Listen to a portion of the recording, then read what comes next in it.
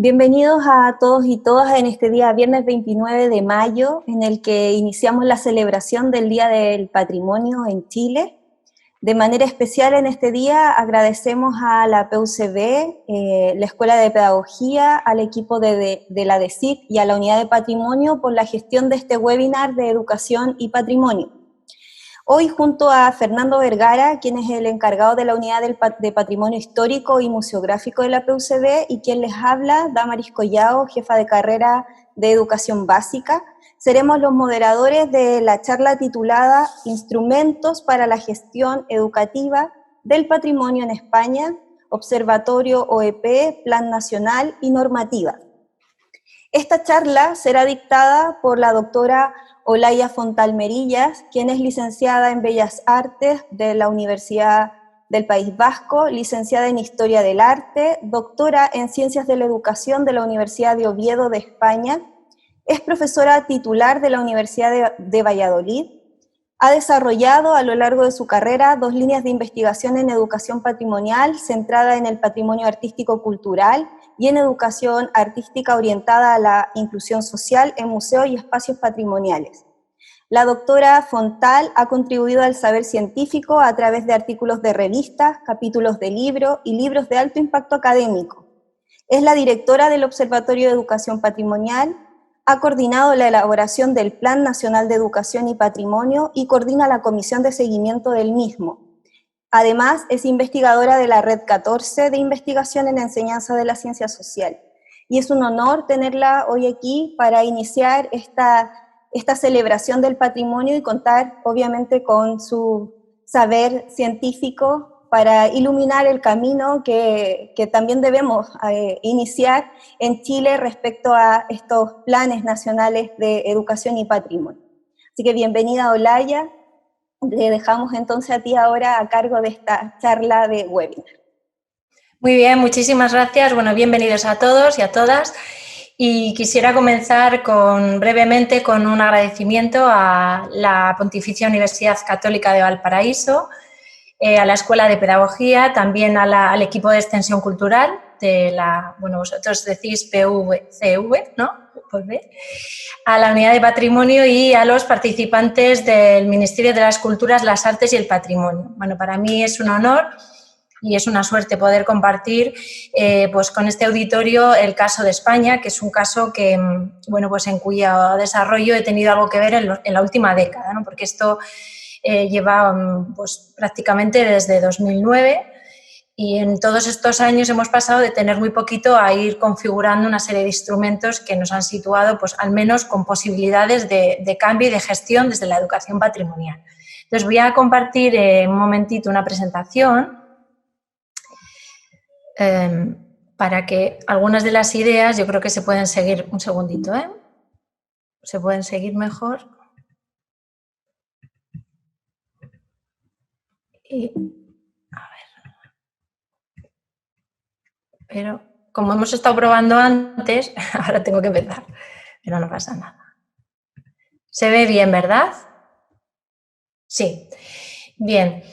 Y esta idea de la educación patrimonial, como a mí me gusta decir que es un instrumento, una disciplina que contribuye a la gestión del patrimonio. Y lo digo porque recuerdo en 2001 o 2002, cuando comenzaba, pues estaba haciendo una tesis que se defendería en 2003 y comenzaba a investigar en este ámbito y se me ocurrió ir a un congreso que había de la Asociación de Gestores de Patrimonio Cultural, en este caso era la EGPC, la Asociación Española, y yo planteaba una comunicación muy modesta en la que defendía la idea de que la gestión debía ser una disciplina dentro de, la educación debía ser una disciplina dentro de la gestión cultural.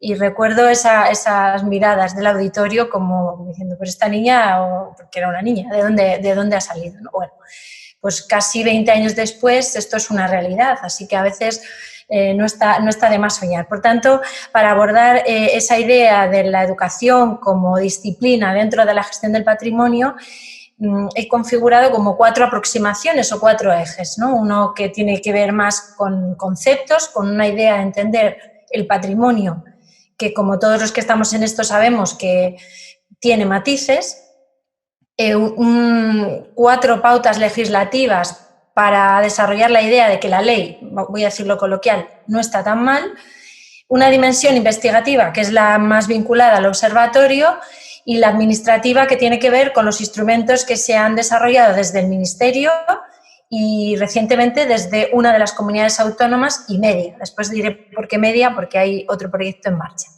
Bueno, la dimensión conceptual, y en realidad las 4 están desarrolladas, pero en el proyecto del observatorio esta es muy importante porque es verdad que hemos intentado desarrollar o desplegar, porque tampoco inventamos nada, una forma de entender el patrimonio situando el acento en el concepto de vínculo, que después desarrollaré un poquito, y tiene que ver con todo lo que después hemos ido haciendo. Por ejemplo, con una web que después vamos a ver que se llama Personas y Patrimonios. Es poco para que se vea cómo todo está en relación. Bueno, esto que estamos viendo en pantalla son 2 imágenes publicitarias del Ministerio que a mí me parece que son muy acertadas porque ponen el acento en esa forma de entender el patrimonio que es en la que nosotros insistimos desde el ámbito educativo. Y es que sitúa en un primer plano a la persona. O sea, aquí podíamos encontrar lo que en realidad está intentando decirnos es no destruyamos, en este caso, los monumentos o los bienes de patrimonio, y lo que está haciendo es poner rostros de personas sobre las que hay en este caso, una especie de grafitis. Nos interesa mucho esta idea porque sitúa el acento en las personas y no tanto en los bienes. Después veremos cómo no es ni una cosa ni otra, sino algo un poquito más complejo, ¿no? Bueno, pues esto sería una metáfora visual de cómo cuando dañas al patrimonio nos dañas a todos. Es decir, esa idea del patrimonio como una extensión de las personas, que son las que lo crean, que son las que lo transmiten, que son las que lo educan, ¿no? O educan en él. Bueno, esto a modo de resumen visual. Esta es otra secuencia de una metáfora que también trata de simplificar 3 visiones que coexisten en relación con el patrimonio.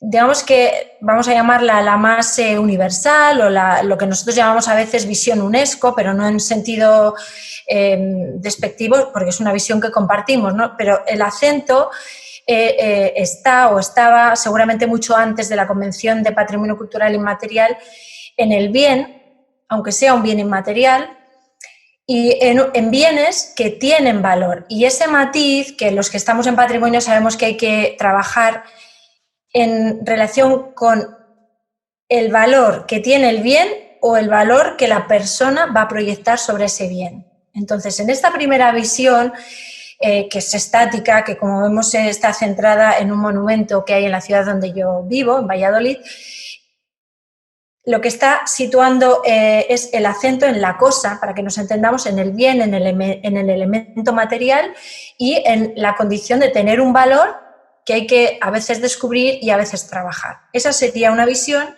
que va transitando poquito a poco a otra en las que las personas empiezan a tener protagonismo y es en la medida en la que esos bienes signifiquen, simbolicen, contribuyan a las personas cuando empiezan a tener valor. Y son estas las que tienen que establecer esas relaciones de puesta en valor, de sensibilización, etc. Y la tercera visión, que está mucho más movida, en la que el patrimonio en este caso es el mismo bien, tiene un poquito menos protagonismo, es lo que llamamos la visión relacional y de alguna manera no sitúa el acento ni en el bien ni en las personas, sino en esas formas de conexión que establecen las personas con los bienes. Es mucho más abstracto, ¿no? Pero esas formas de conexión que nosotros llamamos vínculos es lo que a nosotros nos va a servir como eje para estructurar toda actuación educativa en relación con el patrimonio. De manera que en la primera imagen un objetivo puede ser conocer este monumento, en el segundo puede ser que signifique algo para las personas que lo conocen, y en la tercera es establecer un referente identitario con personas que proyectan valores sobre esos vínculos. Si nos fijamos, ahí hay un tránsito que en realidad estamos hablando de lo mismo, solo que estamos poniendo el acento en otro lugar. ¿Por qué destaco estas tres, que por supuesto son 3 puntos de un espectro continuo, ¿no? Mucho más complejo? Porque entiendo que en función de cómo entendamos el patrimonio, vamos a trabajar educativamente sobre él.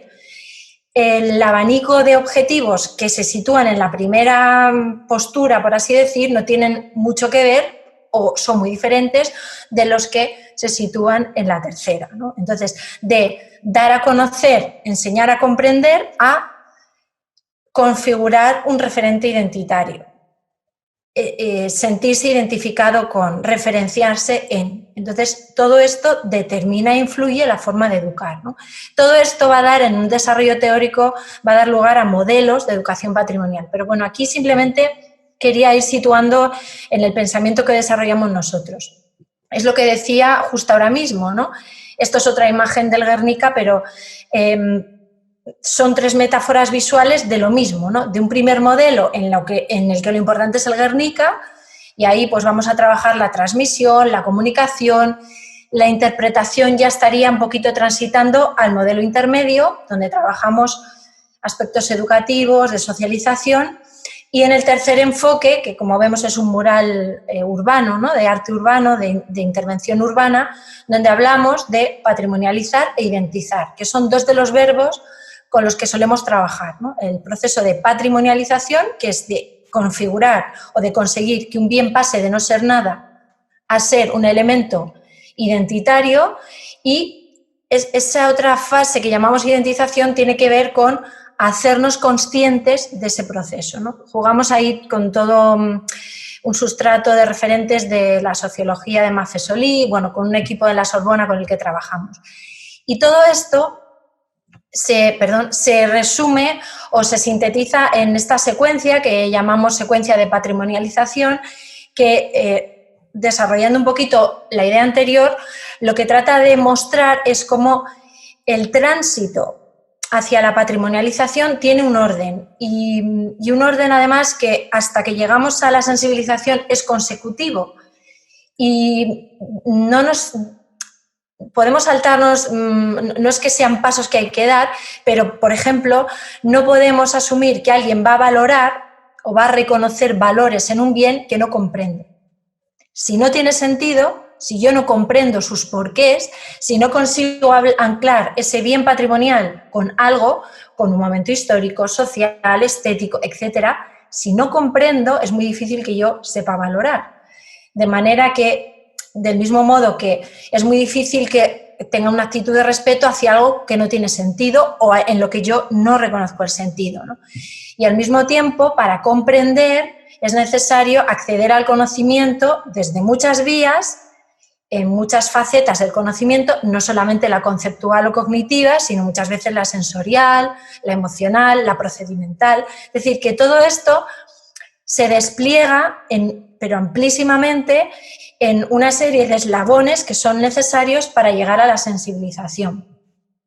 Cuando alguien es sensible hacia el patrimonio, significa que le preocupa, que le afecta, que lo que le sucede sí tiene que ver consigo. ¿Por qué? Porque tiene valor. Si algo vale, a mí me importa. Pensemos en los objetos cotidianos, después lo vamos a ver con la web, personas y patrimonios, ¿no? Pero si algo vale, merece ser cuidado, tenderé a disfrutar, voy a intentar transmitirlo, y sin duda es bastante más fácil que sea parte de mis referentes identitarios. Bueno, esta secuencia de conocer para comprender, comprender para respetar, respetar para valorar, que es una lógica pedagógica, si queremos, es muy importante. La pongo aquí en esta aproximación conceptual porque veréis después que va a aparecer en lo que llamamos criterios metodológicos del Plan Nacional. O sea, el Plan Nacional tiene una parte de reflexión teórica, y el equipo que configuramos este plan entendimos que debía aparecer esta secuencia en forma de, digamos, fases, ¿no? Conocer para comprender, comprender para respetar, una primera. Bueno, entonces lo digo porque nos situamos en una lógica de enseñanza-aprendizaje, que nos dice que alguien no puede disfrutar de algo, es muy obvio, pero que no conoce. De manera que en función de cuáles sean las formas de acceder al conocimiento, yo tendré unas posibilidades de disfrute u otras. También es verdad, debo decirlo, que hay un elemento en esta secuencia que a mí me trae de cabeza y es como a veces todos los que somos aficionados o amantes del arte, del patrimonio, de la cultura, sabemos que existe una conexión directa entre los sentidos, la emoción y el disfrute. Y a veces somos capaces de disfrutar de aquello que no comprendemos, pero sucede una conexión pues, vía olfato, bueno, esa es la vía en la que estamos trabajando ahora, con un modelo, pero bueno, esto lo digo porque todos los enfoques teóricos tienen elementos que hay que ir resolviendo, ¿no? Pero es verdad que esta secuencia lógica nos permite no dar saltos al vacío y no pretender, es lo que llamamos frustración didáctica, ¿no?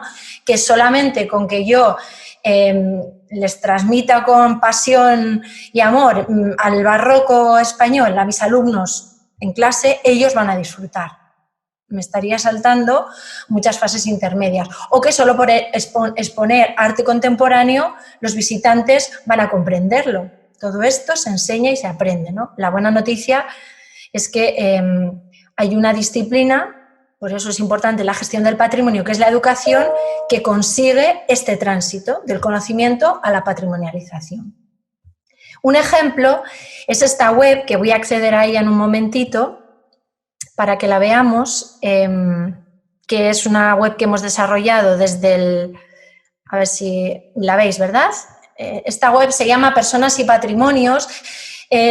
Nace con un proyecto de transferencia que financia el Ministerio, en el que lo que vienen a financiar es conseguir que los equipos de investigación hagamos llegar a la sociedad parte del producto de lo que investigamos, ¿no? Y una de las acciones, se hicieron muchas, pero una de las acciones que hicimos fue esta, en la que la idea era muy sencilla. Alguien selecciona una imagen que represente un elemento patrimonial clave en su historia de vida y después, al acceder a esa imagen, por ejemplo esta, lo que tiene que, la consigna, por así decir, es dar las claves para comprender el valor de ese elemento patrimonial.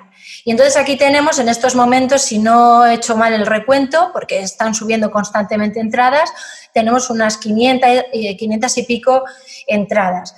Claro, ahora es cuando quería conectar con la investigación, porque a base de tener textos y textos y textos de formas en las que las personas expresan lo que consideran que es patrimonio, lo que tenemos es textos y textos que se pueden analizar sobre las formas en las que se adjetivan los vínculos. Y eso estamos haciendo análisis con minería de datos y análisis, digamos, de textos con Cache, Coder y otra serie de programas que lo que nos están dando son, por ejemplo, los verbos más importantes que se utilizan, la secuencia de sujeto, verbo, adjetivos, y nos estamos dando cuenta, por ejemplo, un resultado, y es que la palabra más frecuente es abuelo, abuelo o abuela, y todo el campo semántico que tiene que ver con la emoción, la herencia y la transmisión, que son elementos clave en la configuración del concepto de patrimonio.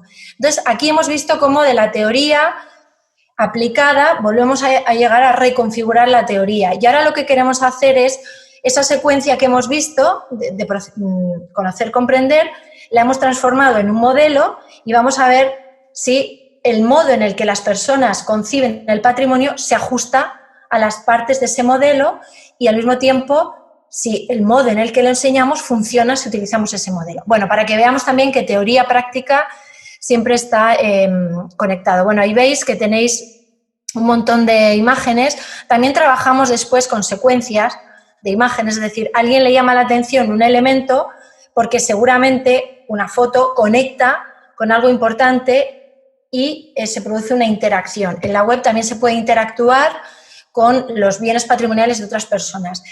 Esto que sucede en un entorno íntimo, en una escala muy pequeñita, es muy importante porque las formas de relación son las mismas.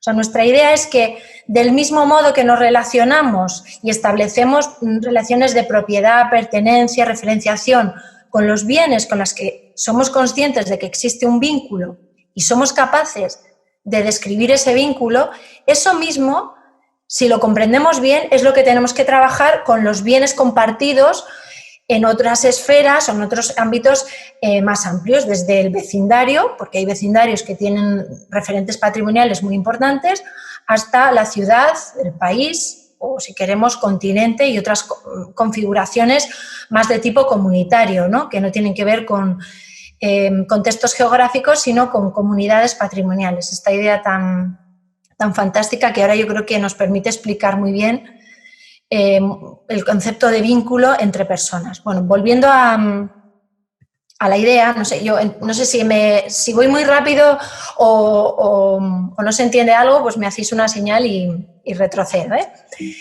Bien. Esto es muy importante para nosotros, y aquí ya os digo, para nosotros, el equipo del observatorio y toda la línea de desarrollo conceptual que venimos trabajando pues desde hace más de una década, el patrimonio no son estas cosas, ¿no? Estos bienes, estos objetos, ni la fotografía, ni lo que hay en ella, ni lo que hay escrito en esas cartas, no, eso es una visión excesivamente simple para el modo en el que nosotros entendemos el patrimonio, y no se ajusta a la idea que tenemos. Esta descripción que Eva hace de esta fotografía que veis ahí arriba, tampoco. Es algo mucho más sutil, pero mucho más potente desde el punto de vista educativo y que ya he avanzado. Y es esa idea del vínculo, esa conexión, esa forma en la que la persona dice que tiene que ver con ese bien. ¿Por qué le importa? ¿Por qué lo valora, ¿no? Entonces, el vínculo está hecho de valores. En la medida en que yo establezco que o decido o determino, o bien de forma espontánea o como casi siempre sucede por una acción educativa, que algo tiene valor, establezco un vínculo, ¿no? Claro, después los vínculos se pueden consolidar, se pueden difuminar, se pueden romper, esto ya lo vemos también a continuación. Entonces, esa idea, esas formas de relación que establecen las personas con los bienes, que podemos, aquí tenemos solo 5, el mapa de vínculos es muy extenso, también estamos trabajando en él, pero vínculos en forma de propiedad, de pertenencia, de custodia, de valorización, de identidad, esa para nosotros es la esencia del concepto de patrimonio. Y en educación, esos pueden ser verbos que sitúen objetivos educativos, ¿no? Plantear cuestiones relacionadas con la propiedad, con la pertenencia, apropiación simbólica, me refiero, porque aquí el idioma a veces según en qué contextos puede no interpretarse como nosotros queremos describir, ¿no? La apropiación simbólica en el sentido de que algo me pertenece porque yo me explico a través de la relación con ese elemento, ¿no? Puede ser un bien material o inmaterial. Y por tanto, es esa relación. Esto que acabo de decir también tiene desarrollo, y es que para nosotros los bienes, cualquiera que sea la tipología, o sea, cualquiera que sea la clasificación, y hay muchas, siempre, invariablemente, están hechos, entre comillas, de una dimensión material o tangible o física, si queremos, que se pueda tocar y ver, sobre todo, aunque aquí habría que trabajar qué pasa con los demás sentidos, si eso es tangible o no, y sobre esto también hay mucho escrito. Una dimensión inmaterial y una que nos gusta llamar espiritual o trascendente, o que tiene que ver con ideas superiores o con la relación del ser humano con, digamos, con la vida y la muerte, con la trascendencia, bueno, lo que ya sabemos que abarca la dimensión espiritual, que incluye la religiosa.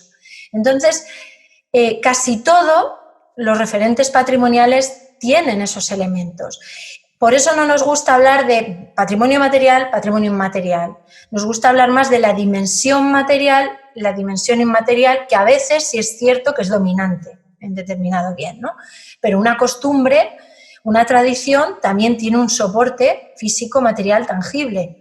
Y por eso nos gusta más hablar de dimensiones que de tipos, ¿no? de bienes. Entonces, esos nuditos, esos hilos que se consiguen hacer nudos, esta metáfora visual, a nosotros nos sirve para entender el trabajo que se puede hacer desde el modelo que defendemos, el relacional, ¿no? Es establecer, coser, hacer esos nudos, y además a veces son nudos tan fuertes que no se quitan jamás. Es decir, que el resultado de la acción educativa puede ser un nudo de esta naturaleza.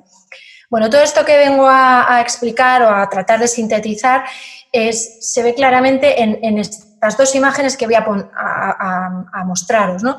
Que esto es una pieza de Ballester, que fue Premio Nacional de Fotografía aquí en España en 2010, y lo que hace es un trabajo con obras de la historia del arte a las que elimina a las personas, ¿no?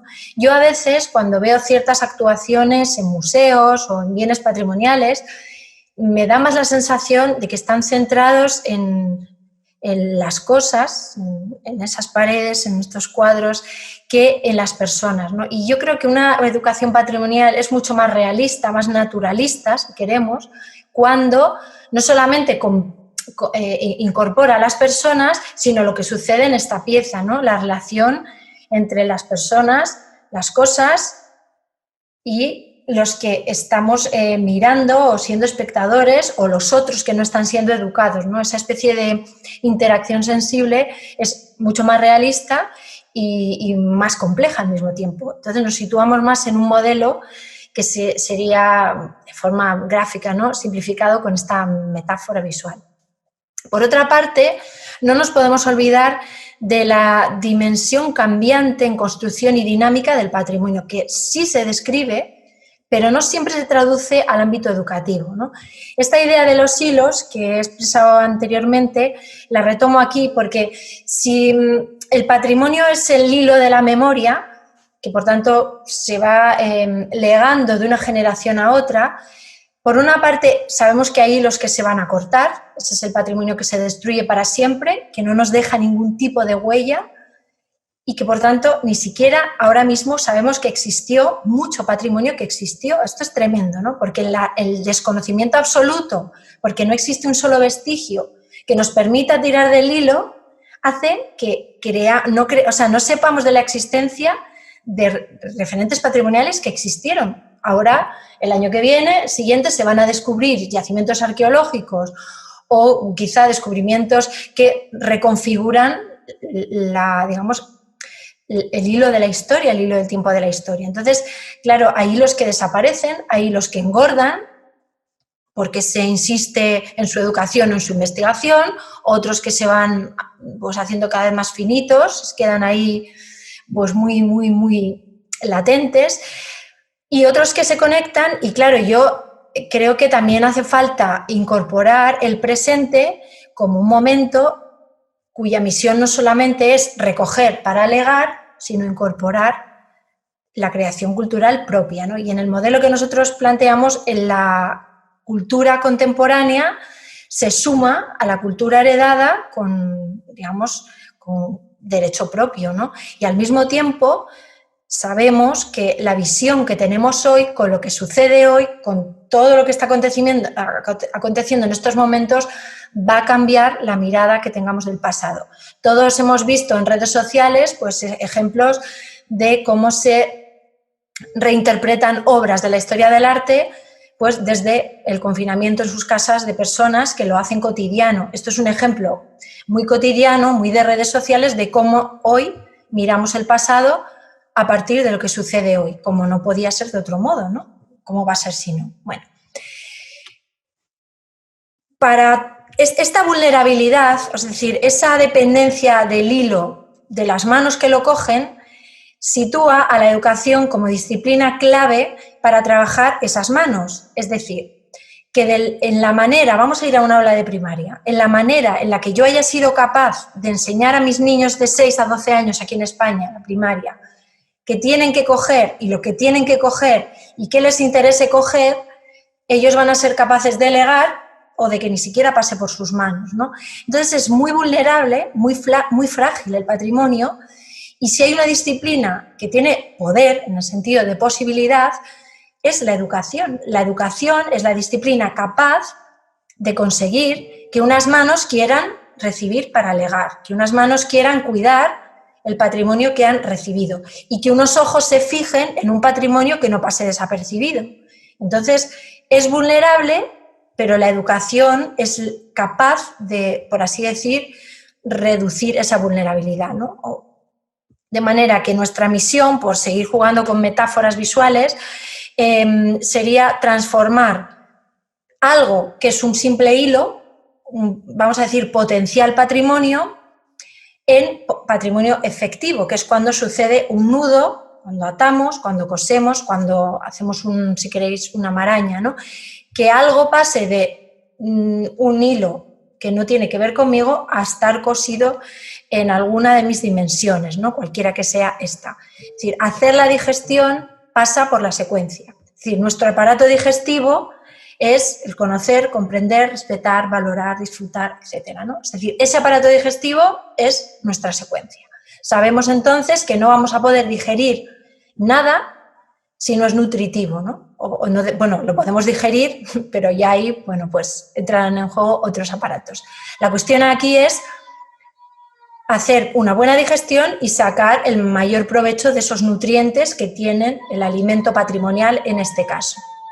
Bueno, la dimensión legislativa sería la dimensión que, digamos, no siempre traduce esto, pero yo la voy a abordar porque en España se suele escuchar muchísimo en muchos foros que la ley educativa no contempla el patrimonio o que la ley de patrimonio no tiene en cuenta la educación. Bueno, pues nada de esto es así si analizamos a fondo la legislación. Y eso es un trabajo que hemos hecho desde el observatorio, no solamente la nacional, sino la autonómica y la europea y algunos tratados internacionales.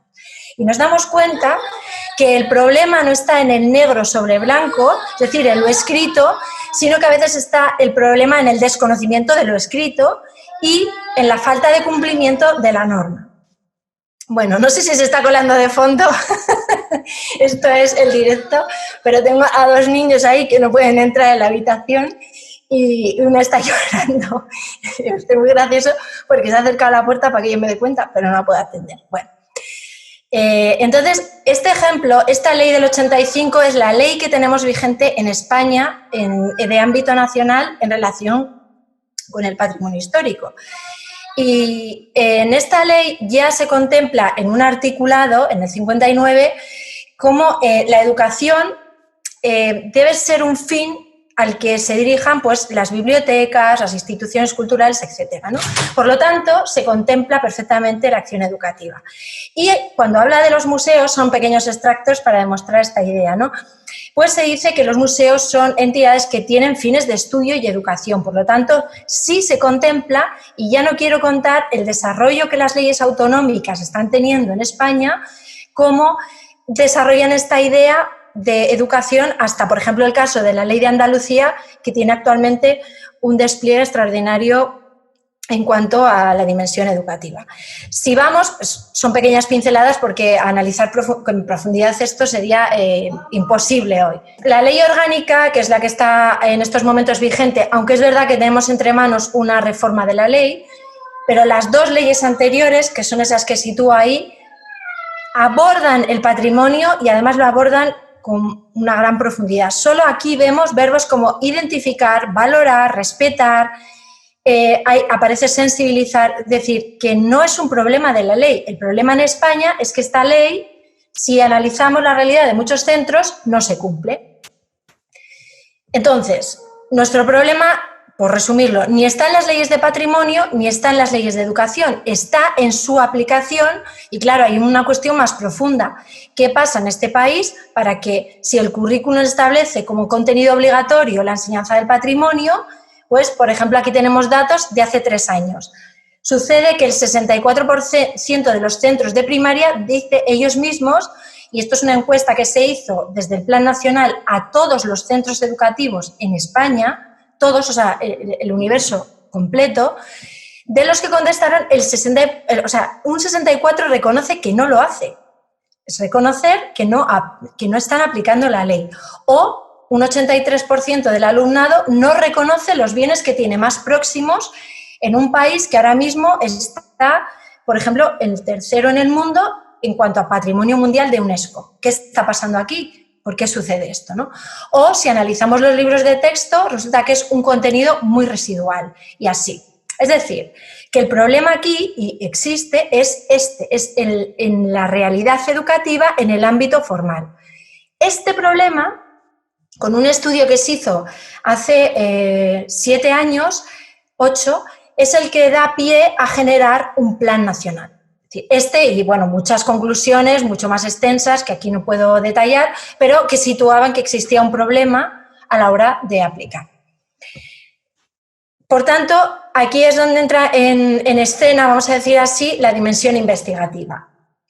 Nosotros, con estos y otros datos que se hicieron en 2009, como que resultaron de varios estudios, entendimos, primero, que no sabíamos exactamente qué era lo que se estaba haciendo en el país, en España, en educación patrimonial, que estábamos identificando acciones pues, en pequeñas localidades, barrios, asociaciones, colegios aislados, que hacían trabajos de patrimonio, precisamente el otro, pues del 64%, pues el 36% estaban trabajando y estaban trabajando muy bien. Entonces nos dimos cuenta que lo primero que había que hacer era inventariar, como se inventaría el patrimonio, pues inventariar la educación patrimonial. Entonces, ese fue el origen del observatorio, darnos cuenta que, siendo España un país potente en cuanto a patrimonio declarado, y a bienes patrimoniales, y a patrimonio histórico, a patrimonio inmaterial, no tenía una respuesta acorde ni una sociedad que fuera consciente de esa importancia. Por tanto, había que primero saber exactamente en qué situación estábamos y tomar medidas. Lo reduzco mucho, porque si no, no se podría desarrollar bien. Lo que en 2009 surgió como un proyecto de investigación nacional, después se fue encadenando con otra serie de proyectos, ¿no?, que financia el Ministerio de Economía y Competitividad o las denominaciones que ha ido teniendo. Porque aquí, como en todos los países, pues cambiamos de gobierno, cambiamos de denominación.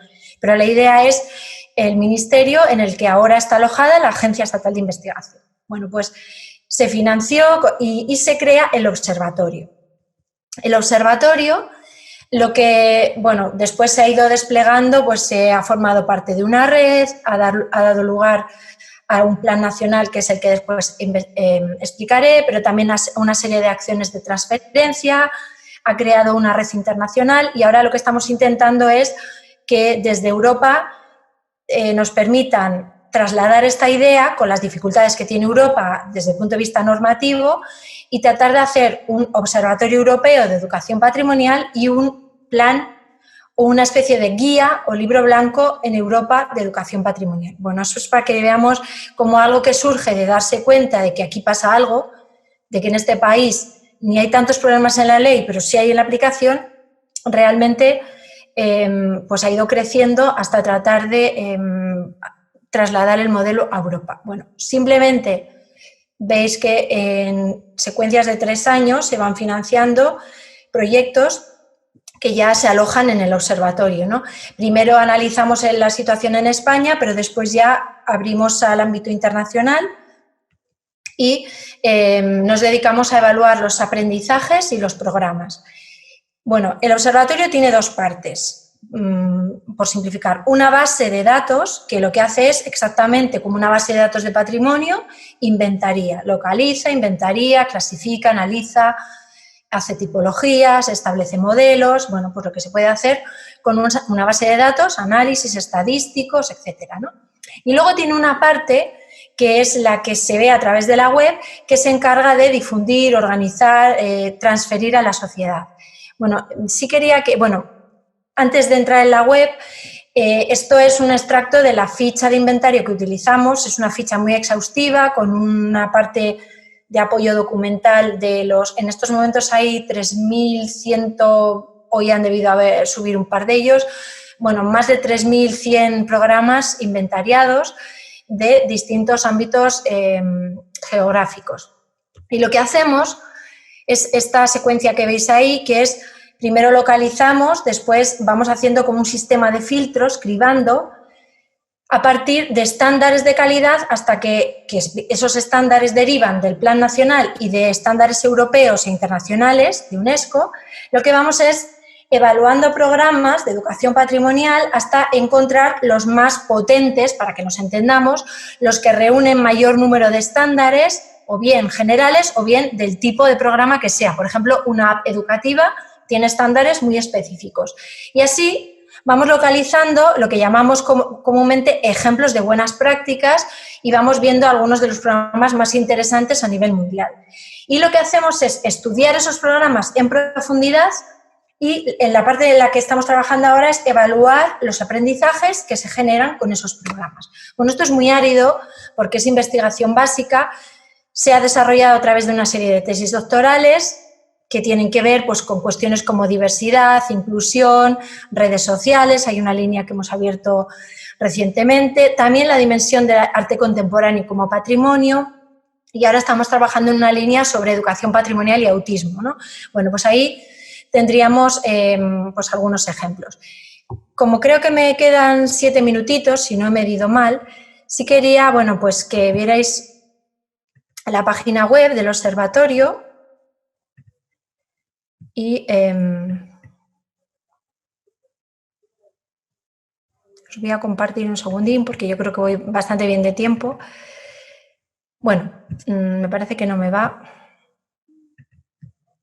Bueno, casi que sigo si os parece y luego si nos sobra un poquito de tiempo vemos la página del observatorio, porque me interesa más que en estos minutitos que me quedan llegar al plan.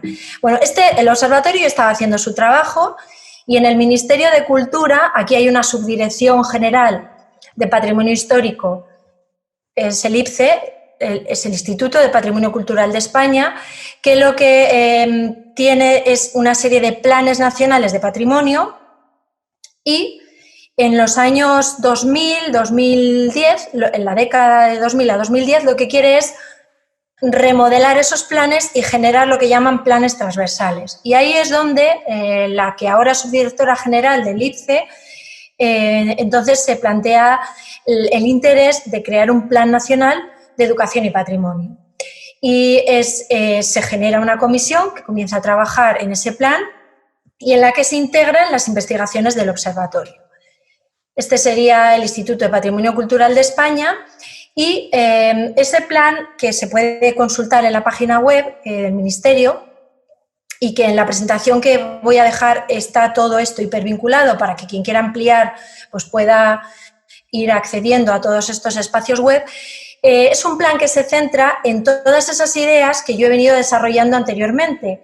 La idea de vínculos, la idea de relacionar a las personas con los bienes, trasladar la secuencia y sobre todo, claro, como todo plan que va a tener su partida en los presupuestos generales del Estado, lo que tiene que tener es una justificación pues potente, ¿no? ¿Por qué este país necesita un plan de educación y patrimonio?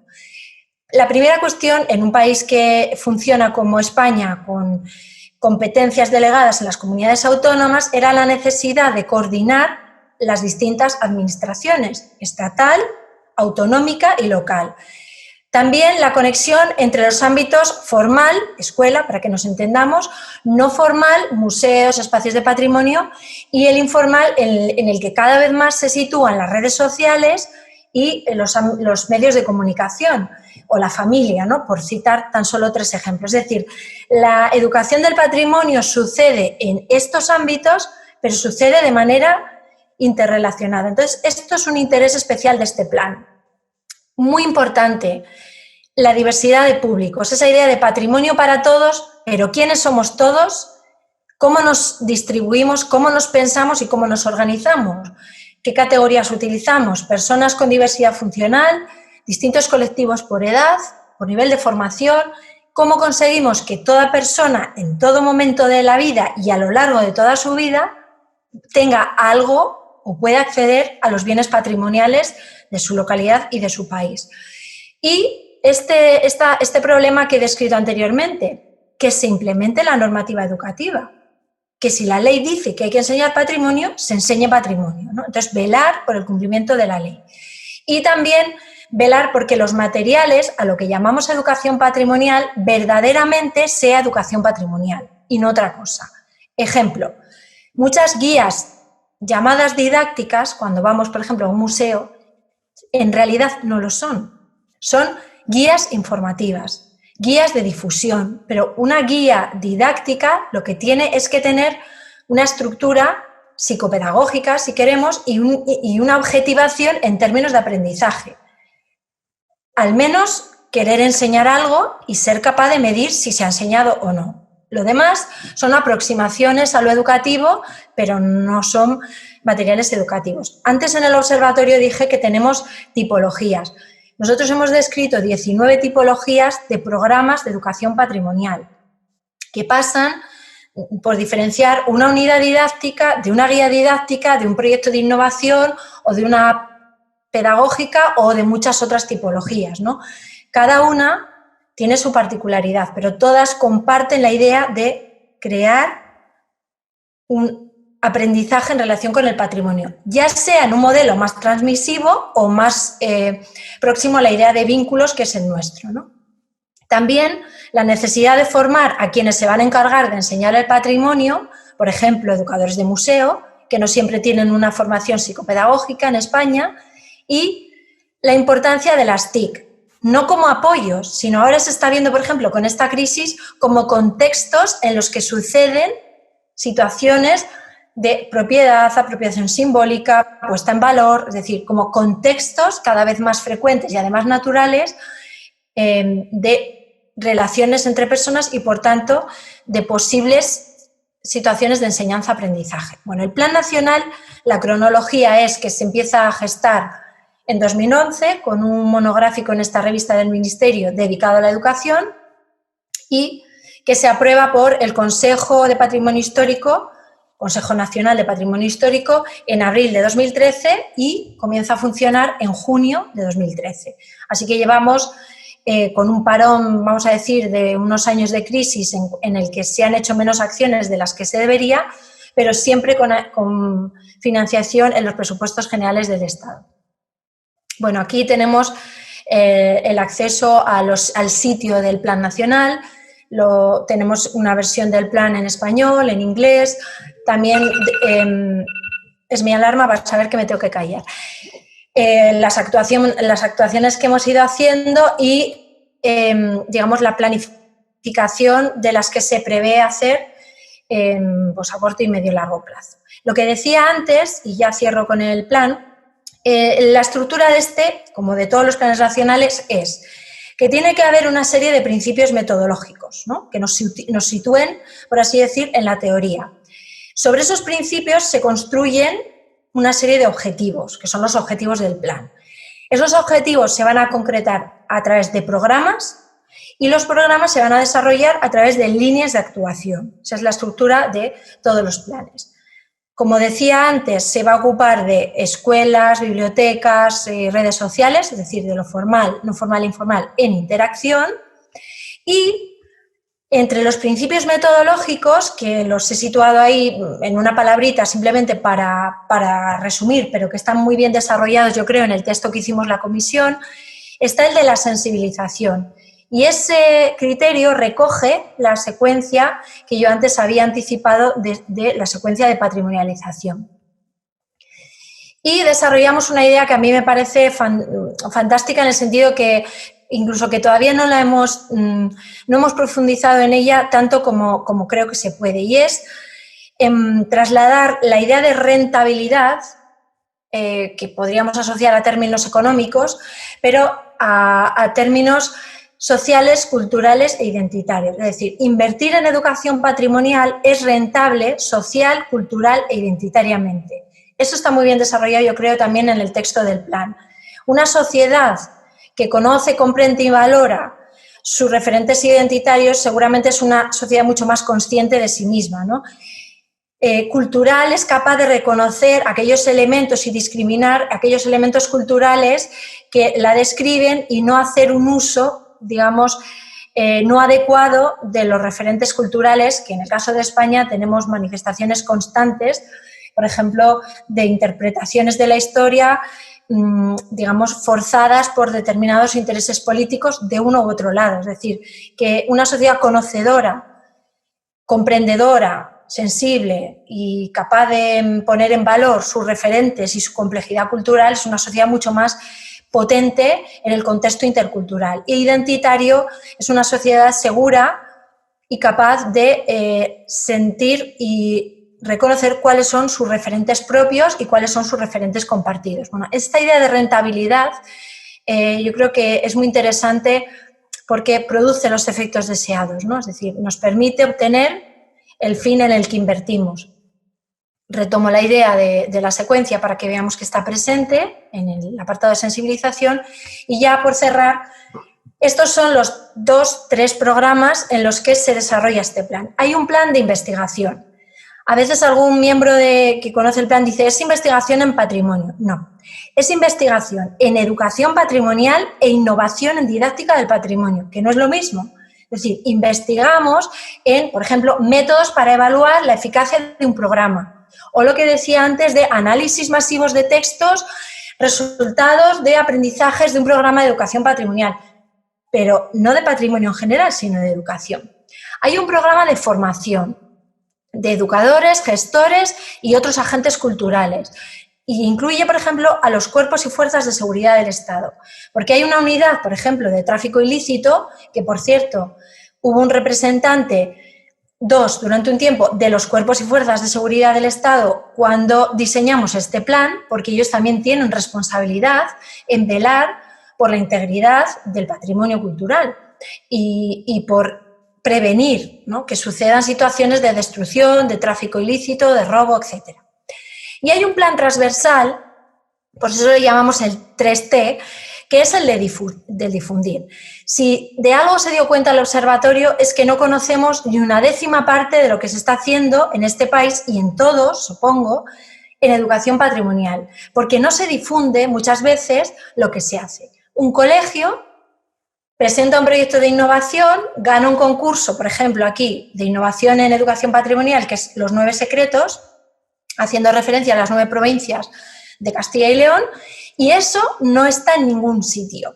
Vamos a decir, ni se ha publicado en un libro, ni encontramos una referencia prácticamente en ninguna revista, ni hay un repositorio en la web de la Fundación de Patrimonio Histórico donde se dé a conocer lo que se ha hecho. Entonces, ese es un empeño de este plan, de todo lo que se haga en educación patrimonial hay que difundirlo, del mismo modo que se difunde el patrimonio, porque lo que decimos es que se difunde doblemente el patrimonio. Es decir, se pone en valor la necesidad de su educación y se pone en valor el elemento patrimonial sobre el que se está educando. Y luego, aquí no voy a entrar, pero para que veáis cómo cada uno de estos programas tiene una serie de líneas y sublíneas que despliegan las ideas para que sean muy concretas y para que se pueda financiar programas, por ejemplo, en fomento y creación de grupos de investigación o desarrollo de software que integre las nuevas tecnologías en los modelos de enseñanza-aprendizaje. Todo esto se financia y cofinancia con las comunidades autónomas desde el plan. El plan de formación también incluye, por ejemplo, formación a periodistas o formación a quienes tienen, lo que decía, de cuerpos y fuerzas de seguridad, pero también profesionales del sector turístico, docentes, educadores de museos e incluso agentes de la propia administración, lo que nosotros llamamos la educación intra-institución patrimonial, ¿no? Y es muchas veces, por ejemplo, cuando hemos hecho exposición al público de los planes nacionales, los coordinadores de otros planes se dirigen a nosotros, por ejemplo, el plan de patrimonio industrial o el plan de catedrales. Nos dicen, es necesario que el plan de educación patrimonial trabaje conjuntamente con nosotros. Y eso pasa por sensibilizar también a otros compañeros que gestionan otros ámbitos del patrimonio. Bueno, esto es lo que decía, hay una serie de campañas de divulgación y actuaciones que pasa pues, por promover el Día de las Lenguas Maternas en Ceuta, por organizar muchísimos eventos científicos, desde congresos, jornadas, sesiones de seminarios de sensibilización y todo tipo de eventos científicos, publicaciones en revistas, unidades didácticas, por ejemplo, de patrimonio inmaterial, videojuegos, intervenir en programas que ya se estaban trabajando tratando de aportar criterios pedagógicos, como por ejemplo el programa La Escuela Adopta un Monumento, concursos de creación artística para personas con diversidad funcional, concursos de innovación docente y bueno, ya cierro con un pequeño vídeo que ganó uno de estos concursos de cortometraje creativo, digamos, organizado por el Plan Nacional cuyo autor es Pablo de Castro, y que nos ha servido para poner imagen a la Red Internacional de Educación Patrimonial, que también hemos coordinado desde el plan. Y es una metáfora, es un cortometraje artístico, pero yo creo que es un buen cierre, en un minutito, para que veamos cómo todas estas ideas que empiezan en la teoría pasan por la investigación, la administración y acaban en una creación que es financiada desde la transferencia, en una especie de ciclo. Entonces, si me permitís, yo creo que, bueno, ahora sí funciona. Sí, dura un minutito y ya os dejo esperando las preguntas.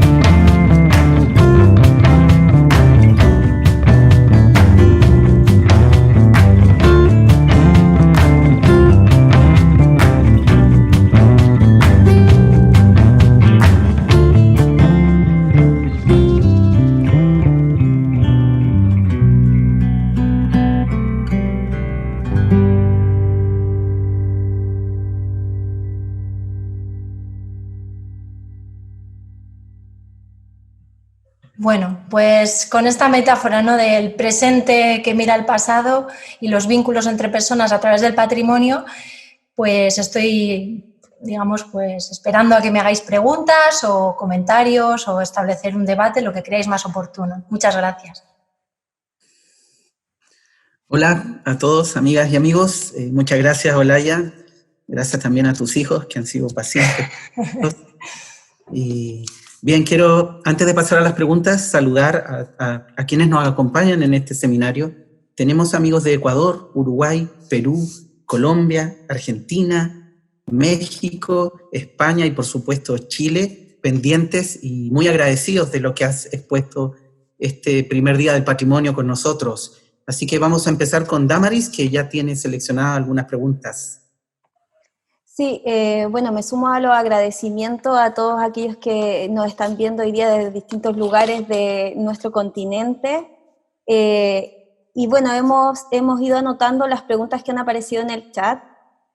Y bueno, en estas preguntas vamos a hacer una selección y en función de dos ámbitos, ¿ya? Principalmente también por las áreas en las que trabajamos. En mi caso, desde el ámbito educativo, y particularmente desde la formación de profesores, y en el caso de Fernando va a abordar aquellas preguntas que están orientadas hacia los ámbitos más políticos y legislativos, ¿ya? Bien, hay una persona de México que es, si no me equivoco en la forma de pronunciar su nombre, es Xochitl del Alba. Ella pregunta lo siguiente: ¿cómo se puede hacer educación patrimonial si hay líneas directas desde la política y las instituciones que privilegian los estereotipos culturales, tratando de mostrar patrimonios únicos y no tomando en cuenta la multiculturalidad con sus diferencias y diferentes patrimonios? Esto es algo que tenemos muy característico en América, y yo sé que tú también, Olaya, tienes claridad también sobre ese tema. y está relacionada esta pregunta con ello, cómo poner estos patrimonios en valor cuando desde lo legislativo se invisibilizan. Hay también unas preguntas, y voy a agrupar las preguntas para que tú puedas contestarlas luego desde el ámbito educativo, y luego Fernando te va a preguntar sobre desde el área de gestión y política. Otras preguntas están relacionadas desde lo formativo. Sabemos bien que, tal como tú lo dijiste, que desde el ámbito educativo el valor de los profesores en esta idea de vincular, ¿cierto?, y de generar estos hilos que se fortalezcan en el tiempo, cumplen un rol fundamental. Y la verdad es que cuando miramos nuestros planes formativos a lo largo de América, y bueno, ustedes lo hicieron en Europa también, y en particular en España, vemos que dentro de los planes formativos es escasa la visibilidad de programas que estén relacionados con el ámbito de patrimonio, y se alojan muchas veces en el área de historia propiamente tal, y desde lo curricular también se aloja ahí. En Chile particularmente el ámbito de patrimonio está alojado en el ámbito de historia, geografía y ciencias sociales, y también del área del arte. Pero hay una imposibilidad muchas veces que se da desde lo formativo de poder ver la articulación a nivel un poco o mucho más global, como desde una mirada más articuladora, o citando quizás a Frida Díaz Barriga, desde la integración curricular, ¿cierto?, de esta mirada más situada entre las distintas áreas de conocimiento que de alguna manera potencian, ¿cierto?, que este tipo de acciones se vean mucho más robustas y sólidas en el tiempo. Entonces, Pía pregunta sobre esto: ¿cómo llevar a un ámbito mucho más transversal en el aula el trabajo con el patrimonio? Y también cómo poder aplicar esto muchas veces en otros contextos, lo pregunta también Jara Cornejo, en contextos donde hay comunas que quizá ese patrimonio del cual tú hablaste está invisibilizado. Y por último, ¿cómo avanzar hacia la integración, pregunta Ignacio Moreno, en el ámbito digital también de la educación patrimonial? ¿Qué elementos recomiendas? Eso es un poco a modo muy general. Bien, casi todas las preguntas, bueno, tienen relación, tienen un trasfondo que yo creo, la buena noticia es que ese trasfondo cada vez está emergiendo más, y es que, lo que decía al principio, situar a las personas como protagonistas, por ejemplo, la Convención de Faro, esa es una clave, ¿no? Las personas como protagonistas, como agentes activos de la gestión del patrimonio. Entonces, por decirlo muy resumido, hemos pasado de una visión del patrimonio UNESCO a una visión del patrimonio que también ha transitado, gracias a la idea de inmaterial y a la diversidad cultural, a una visión, digamos, Faro, que es una visión que se centra en las personas. Es decir, que eso que nosotros queremos que acabe de emerger, yo creo que de hecho ya está emergiendo. Porque si yo miro a 2003, cuando yo hice la tesis, compartía mucho más esa pregunta, ¿no?, o ese comentario en relación con la visión hegemónica del patrimonio. Pero yo he visto cómo esto solo es sostenible en la medida en la que las personas lo sientan suyo y entiendan que deben actuar y se les dé margen de actuación.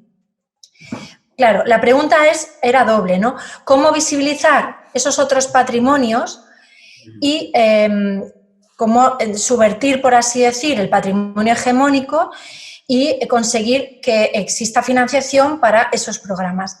Todo gira en torno a la misma idea, y es ir transitando por una forma distinta de entender el patrimonio.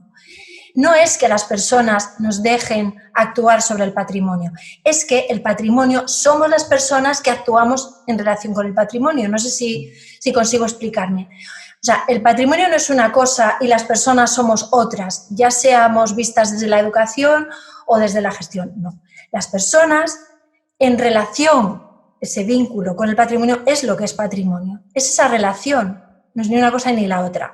Yo creo que cada vez más se está viendo que cuando son las personas las que se ocupan de gestionar, pues, o de defender o de poner en valor el patrimonio de su localidad, digamos que es la administración la que acaba respondiendo ante esa necesidad. Pero claro, ¿cómo conseguimos que las personas quieran defender su patrimonio? Es decir, que se sensibilicen. Y vamos bajando. El otro día hablábamos en una reunión preparatoria de la pescadilla que se muerde la cola, ¿Y dónde está el origen de todo esto? Porque la administración no hace caso a los ciudadanos. Los ciudadanos no quieren defender su patrimonio porque no lo sienten suyo. Si no lo sienten suyo es porque no se les ha educado convenientemente. Si no se les ha educado convenientemente y la ley está ahí, es porque quienes tienen que educar, es decir, los maestros, no lo están haciendo. Y si no lo están haciendo, y ahí es donde creo que está la cabeza de la pescadilla, que es donde yo trabajo, que es en la formación inicial de los maestros. Es decir, si yo ahora me dicen, tienes la posibilidad de cambiar lo que suceda en tu país, vamos a decirlo así, ¿por dónde empiezas? Claro, ¿por dónde empiezo? No empiezo por los niños, empiezo por los maestros que van a enseñar a esos niños. Y entonces en España sucede que los mismos problemas que se dan en el aula se dan en la formación de maestros. No sé si es que uno sucede como consecuencia de otro o es una interrelación, ¿no? Pero otro estudio que hicimos en España es cómo es la formación de nuestros maestros para que sean capaces de abordar ese currículum tan maravilloso. Pues nos encontramos con cifras como que en el 90% de los planes de estudio de maestro de universidades públicas, privadas y concertadas no hay ninguna materia o parte de contenido obligatorio, ninguna asignatura para enseñarles a enseñar el patrimonio. Entonces, ahí está la clave. Yo creo que si en algún sitio hay que empezar, es en la formación inicial de los maestros de infantil, de primaria y en la formación, aquí en secundaria es un máster, ¿no? Ellos tienen que tener la capacitación suficiente para saber que en el currículum hay contenidos patrimoniales y que enseñar patrimonio, como decía Damaris, no es enseñar historia. No es lo mismo. Yo estudié Historia del Arte y en Patrimonio Asturiano 1 me daban exactamente los mismos contenidos que en Historia del Arte Asturiano 1. Y ahí es donde está la clave del concepto de patrimonio, en el vínculo. La historia del arte puede ser un contenido, pero el patrimonio es una conexión con las personas y es esa conexión lo que enseñamos, no con lo que están conectados. No sé si... Entonces, por otra parte, por tanto, la visión hegemónica yo creo que va cambiando porque es insostenible. Porque, por ejemplo, en el observatorio hemos visto que los programas que reúnen más estándares de calidad son los más locales y menos financiación tienen. Los que están planteados mejor en términos psicopedagógicos, los que se ajustan a la diversidad funcional de las personas, los que tratan de promover la participación, los que abordan la cuestión de los vínculos. O sea, yo desplegaría aquí y desarrollaría todos los estándares que tenemos. Frente a otros, no voy a citar uno por si acaso me entro en una situación políticamente incorrecta para mí, y al fin y al cabo yo estoy también en la administración, pero en España hubo y todavía hay un programa de educación patrimonial de gran repercusión, impacto internacional, que llegó a tener, espero no meter la pata, en torno a 300.000 euros de financiación. Y el resultado, si lo pasamos por el filtro de los estándares, es muy, muy limitado, el impacto y la repercusión social prácticamente nulas y, por tanto, la conexión entre financiación y resultados de aprendizaje, nosotros hemos visto en el observatorio que no siempre sucede. ¿Por qué? Sería amplísimo, pero la vinculación es muy leve muchas veces y muy forzada. Y ya lo último, creo que todo esto sí pasa por un instrumento de gestión, de administración, que garantice continuidad. Se llame plan, se llame programa, se llame líneas de actuación y que tenga una partida, eso es muy importante, porque lo que no tiene dinero, digamos, en los presupuestos generales de un Estado, de una nación, no tiene entidad de necesidad o de importancia, ¿no? Y lo importante del Plan Nacional no es lo que financia, estamos hablando de cantidades incluso de 100.000 euros al año, cofinanciadas, que acaban siendo más, pero no es la cantidad, es el impulso y el hueco y el nombre y digamos, la repercusión y la difusión y la publicidad que se le da a algo como la educación patrimonial, ¿no? Y vamos viendo cómo aquellos gestores de la asociación nos llaman ahora para hablar del Plan Nacional. Entonces yo creo que, aparte de creer que esa dimensión hegemónica se está superando, que el problema está en la formación de maestros por situarlo en algún sitio y, por tanto, el potencial de cambio está ahí. En 3 generaciones de maestros bien formados, esto cambia.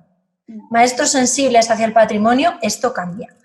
y en la necesidad de articular instrumentos de gestión administrativa en relación con la educación, comunicación del patrimonio. No sé si he agrupado mucho y he respondido un poco a todo en uno. Sí, ha respondido yo creo que al centro de las preguntas que te expuse, y coincido plenamente con lo que tú has señalado respecto a la necesidad de la formación de maestros en este ámbito.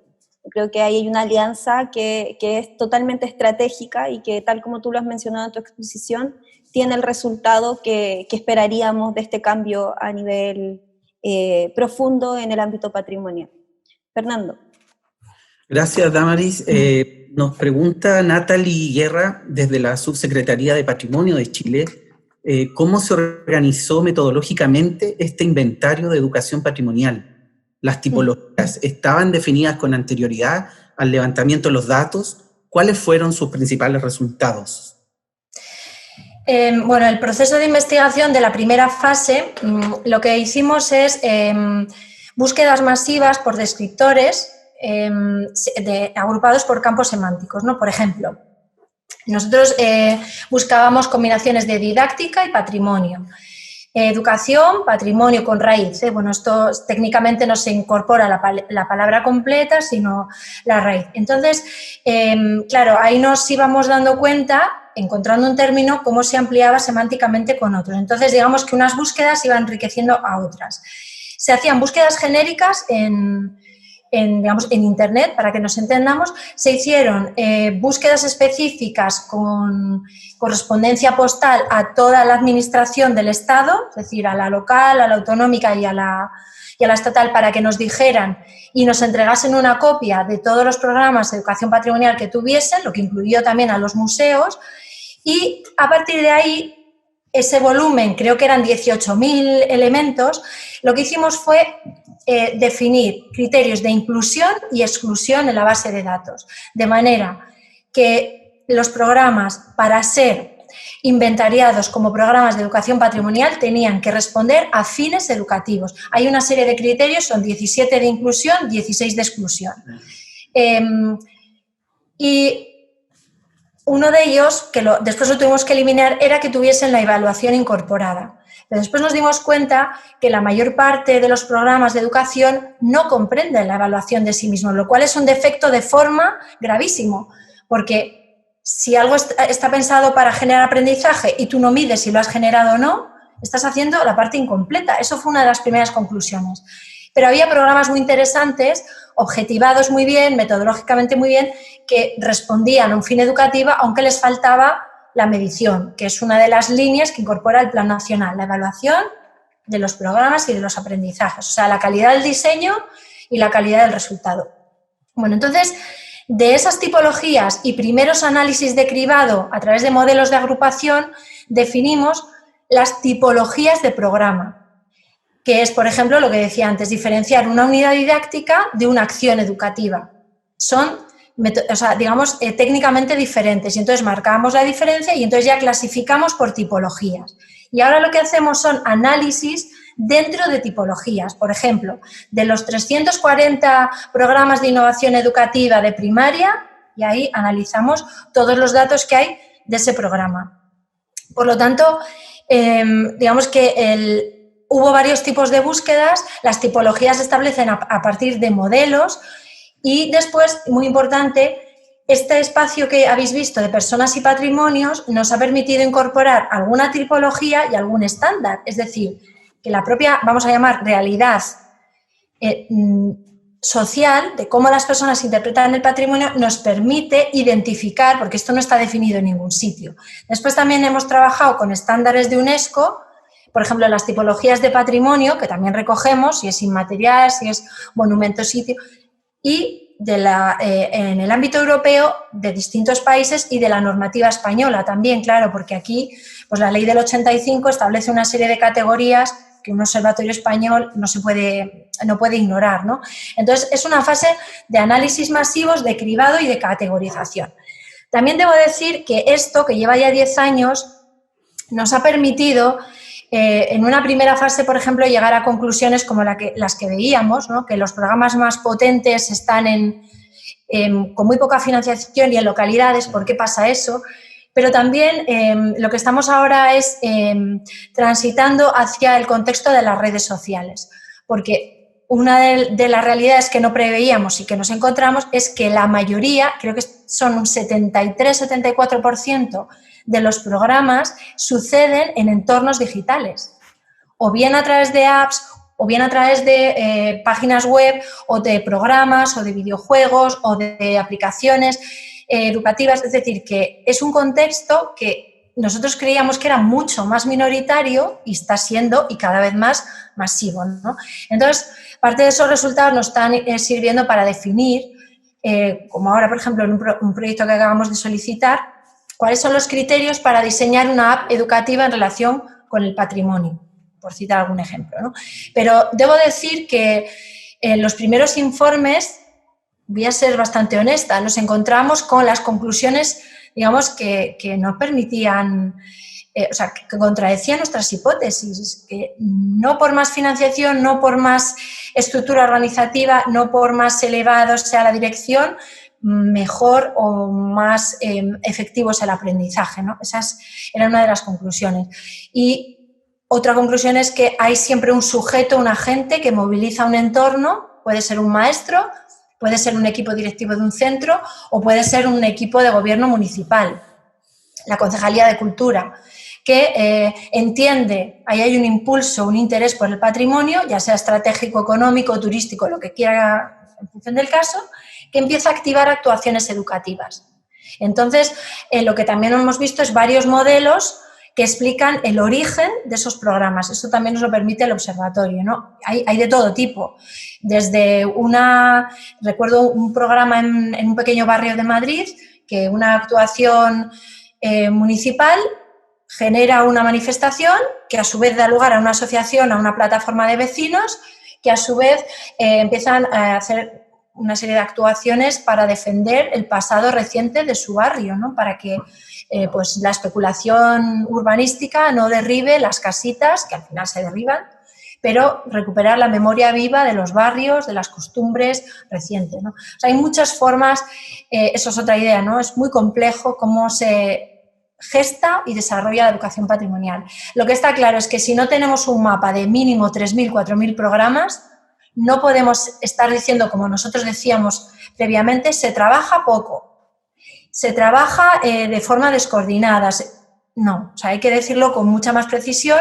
Es cierto que no se aplica la ley, pero también es cierto que cuando las personas se sienten protagonistas de la gestión, porque tienen ahí un hueco, pues por ejemplo, en Castellón, ¿no? Hay una serie de programas muy interesantes desde la Universidad de la Experiencia de la UGI, ¿no?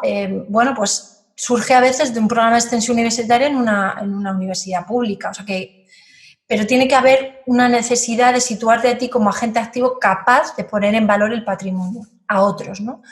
Bueno, y luego como las distintas partes de la secuencia, por ejemplo, hay programas que se centran en el conocimiento, hay programas que se centran en la comprensión y todos ellos pueden funcionar.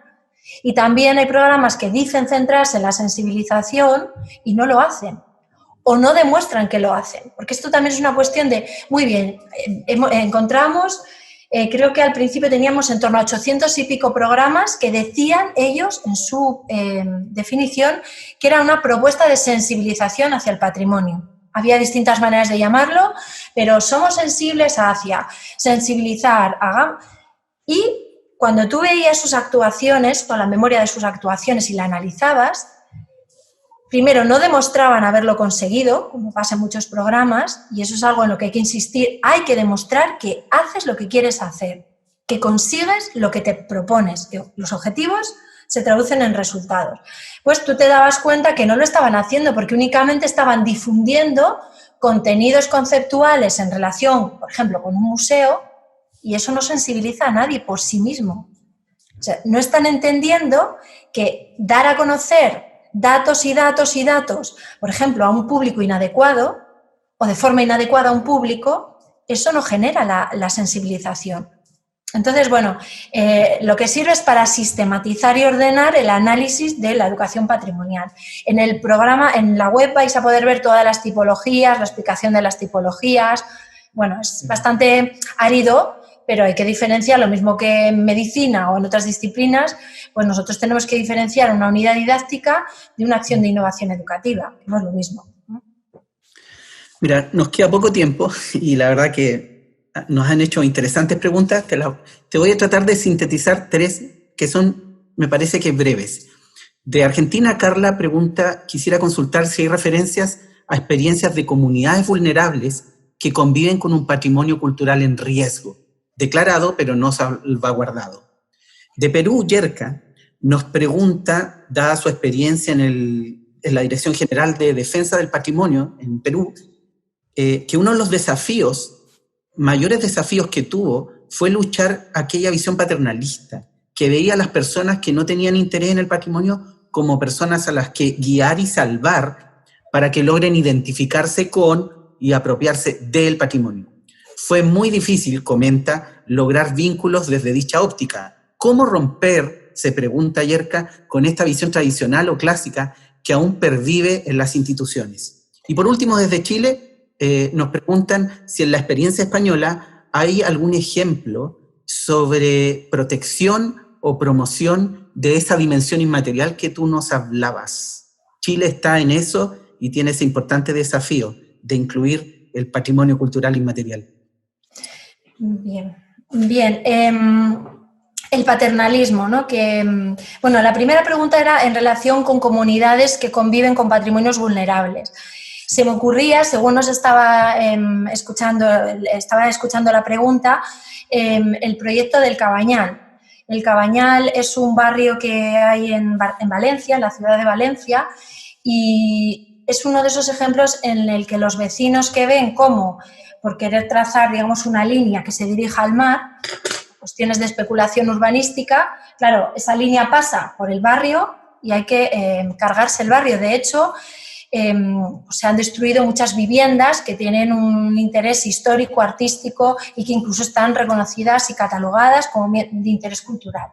Entonces, esa asociación, claro, es el ejemplo en el que no hay que enseñarles cuál es el vínculo. Ellos ya lo conocían porque es el vínculo más potente que existe, que es el vínculo de la propia historia de vida, ¿no?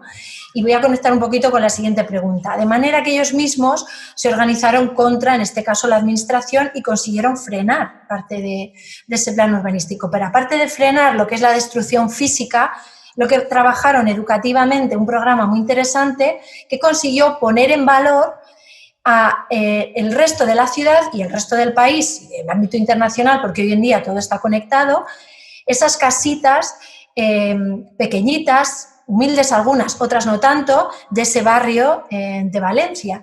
Y, por ejemplo, recuerdo uno de los productos que crearon fue una especie de juego del Monopoly, pero donde los elementos eran las distintas calles y las distintas casitas con su historia y una historia además personalizada. Es decir, no la historia del edificio, la historia de la familia que habitó el edificio.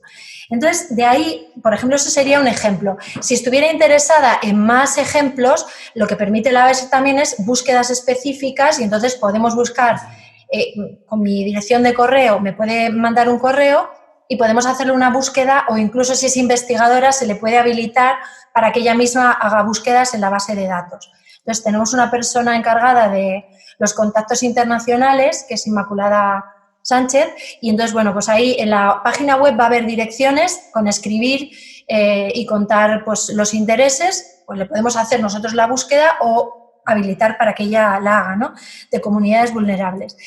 Y esa visión paternalista se reproduce en educación.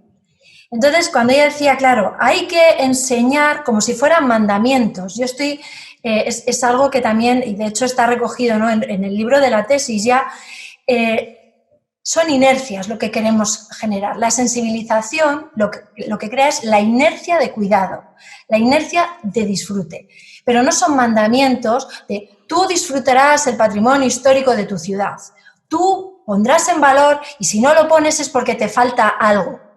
O no tienes, o de forma natural no has adquirido, o esto es contrario al planteamiento educativo y contrario al planteamiento patrimonial. Entonces, si cambiamos la visión y está al principio, no, el patrimonio no es esa cosa que tú tienes que valorar, tú eres parte de esa cosa que tienes que valorar.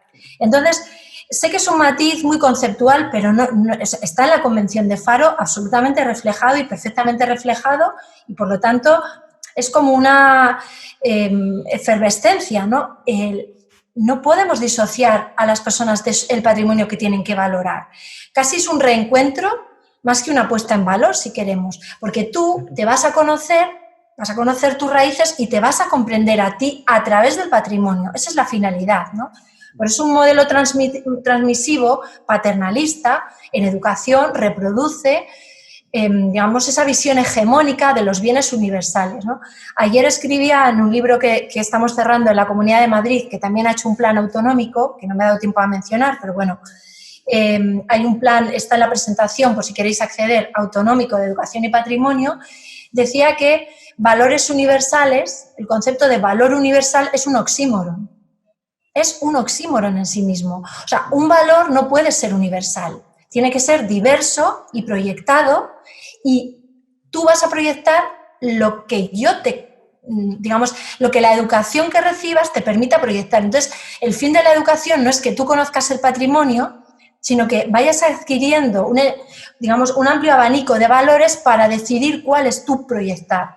Entonces, el acento no está en la cosa a la que hay que proyectarle, sino en tu capacitación para poner en valor, ¿no? En las manos, y cómo esas manos van a aprender, aquí hay un hilo, es que se me escapa ese hilo, ¿no? Uy, fíjate, esto me interesa. Y al final es una cuestión de oportunidad y de democracia. Entonces, los niños que ya llegan a mi facultad con 20 años, 18, para ser maestros, y critican, rechazan e incluso insultan el arte contemporáneo de los habitantes de su época, sencillamente no tuvieron la oportunidad de poner en valor lo que están haciendo. En cuanto se la das, esto se llama trabajar educativamente con una finalidad, y es que se sensibilicen hacia el arte contemporáneo. Ellos proyectan, deciden, van sintiendo emociones en relación con el arte contemporáneo, e incluso deciden que determinada artista está tocando temas que le afectan muy profundamente. Y eso es un tránsito que hemos generado desde la educación, pero que ha hecho que ellos crean que tienen lo que se llama habitualmente empoderar en educación patrimonial, ¿no? Que es un término que quizá no me gusta mucho, pero creo que se entiende, ¿no? Yo tengo, en la medida en que esté siendo más educado y mejor educado en el sentido de tener más oportunidades, más posibilidades de poner en valor muchos más elementos y de integrarlos conmigo y hacerlos míos, ¿no? Y ya, no sé, la última pregunta tenía que ver con el patrimonio inmaterial. Sí, tenemos un plan de patrimonio inmaterial muy interesante junto al de educación. Hay uno específico que es el plan para la salvaguarda del patrimonio cultural inmaterial, y es uno de los planes que mejor está funcionando y tiene un pequeño matrimonio con el plan de educación patrimonial, porque cada vez que generan propuestas, o muchas veces nosotros pues conocemos, como una de las que os he enseñado, ¿no? Que las generan ellos, pero están tratando de ver cuáles son los criterios y estándares del Plan Nacional de Educación y Patrimonio.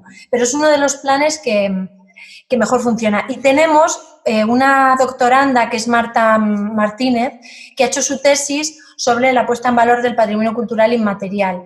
Y está también en el observatorio, y Marta ha inventariado lo habido y por haber, ha hecho análisis de los programas de educación patrimonial, de las leyes en relación con el patrimonio inmaterial, y si queréis consultarle a ella, pues, o yo misma, ¿no? Os pongo en contacto con Marta, pero sabe mucho más de ese tipo de programas, esa tipología de patrimonio, que yo misma. Entonces, estará encantada, seguro, de contestar a la persona que ha hecho la pregunta. Damaris, ¿algo que agregar? ¿No? ¿Sí? ¿Cierro?